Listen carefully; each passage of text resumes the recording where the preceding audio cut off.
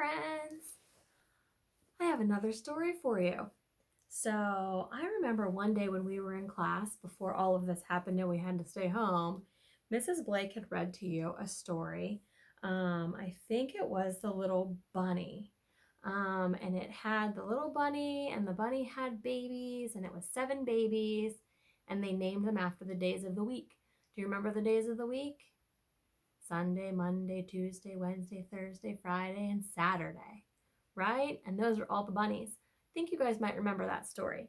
So I have this book here. It's called A Big Treasury of Little Animals, and that story with the bunny is in this book.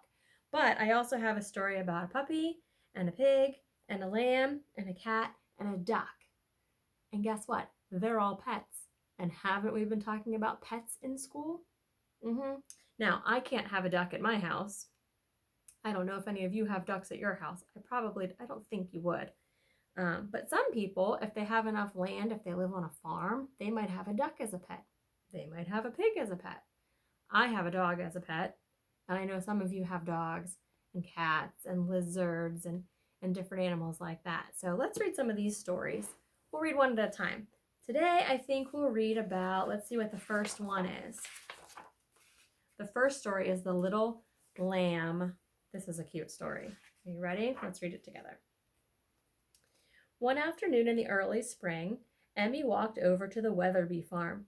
There were 20 newborn lambs in the flock, and Emmy couldn't wait to see them. All the lambs had long wobbly legs and little pointed hooves. Most of them were white, but a few were black. Emmy stood on a rock and watched them follow their mothers into the barn. Mother sheep usually keep their babies close to them, but one little white lamb wandered away from the flock. He seemed to be lost. "Bah, bah," he cried. Emmy jumped off the rock, and the little lamb ran right up to her.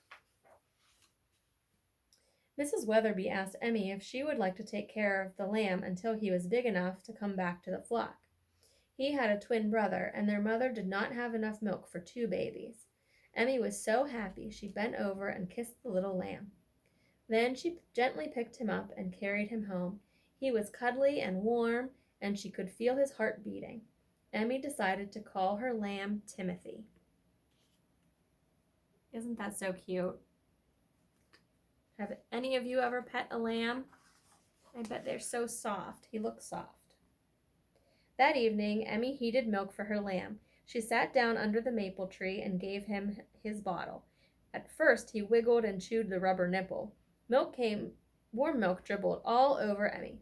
But Timothy quickly learned to sit still and drink his milk. Emmy was a good mother to Timothy. She fed him twice a day and gave him plenty of love.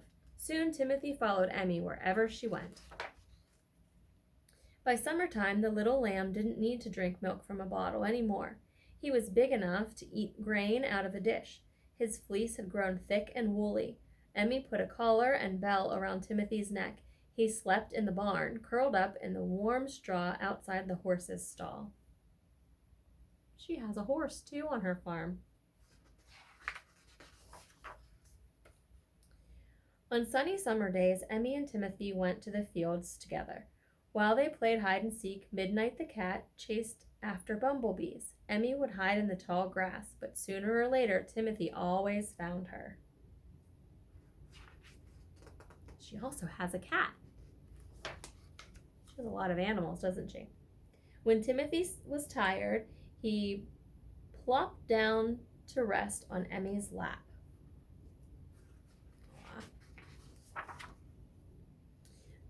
Sometimes Emmy liked to make dandelion chains and pretend she was a princess. The only trouble was, Timothy ate the dandelions. When Emmy wasn't around to play, Timothy always seemed to get into mischief.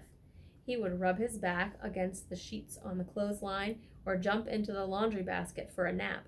One morning, Timothy tipped over a basket on the porch. Bumpity, bumpity, bump. A whole bushel of apples bounced down the steps. Uh-oh. He made a mess, didn't he? Then Timothy scampered into the garden.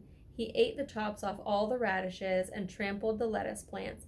After that, he started eating the primroses. Oh my goodness.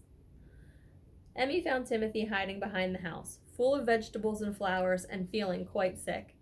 She poured some medicine into a spoon, and Timothy swallowed it all. When you guys have belly aches, do you have to take medicine sometimes? How funny to see a lamb taking medicine off of a spoon, right? The next day, Timothy was feeling fine. Emmy decided to give him a bath. She wanted him to look his best because they were going to a birthday party. Emmy filled the washtub with warm, soapy water and scrubbed Timothy's ears and chin. She shampooed his fleece until it was soft and white. Then she rubbed him down with a towel. Later on, when he was dry, she combed his woolly coat. Emmy's father drove them to the party in his truck. Emmy was wearing her party dress, and Timothy had a new purple leash. The birthday party was lots of fun. All the children wore paper hats, and bright balloons hung over the table. When the children sat down for ice cream and cake, Emmy tied her lamb to the table to keep him close. Suddenly, bang! A balloon popped. Uh-oh, what do you think happened? The loud noise frightened Timothy. He tried to run away. The table collapsed, the ice cream spilled, and the cake slid to the ground. Oh my goodness, how did that happen? Oh, because she tied his leash to the table, right? And when the balloon popped, it scared him and he tried to run and he pulled the whole table over. Oh no. That evening, Emmy's father said Timothy was getting too big to keep as a pet. Early the next morning, Emmy walked Timothy to the Weatherby farm. She hugged Timothy's woolly neck and promised to visit whenever she could. Then she took off his purple leash, and Timothy scampered out to meet the flock. He buried his nose in a clover patch and grazed with the other sheep in the morning sun. Timothy was back where he belonged. Now there were 20 lambs again at the Weatherby farm. The end. And you can see the next story is the little puppy, and we'll read that another time. I hope you guys liked the story about the little lamb. I think it would be kind of fun to have a lamb as a pet, right? Maybe until it got a little too big, right? All right, guys, I hope you're staying healthy. I hope you're having a good time staying at home. I hope you like reading stories with me, too. I'll definitely be reading you some more. So take care, and I'll see you guys soon. Bye!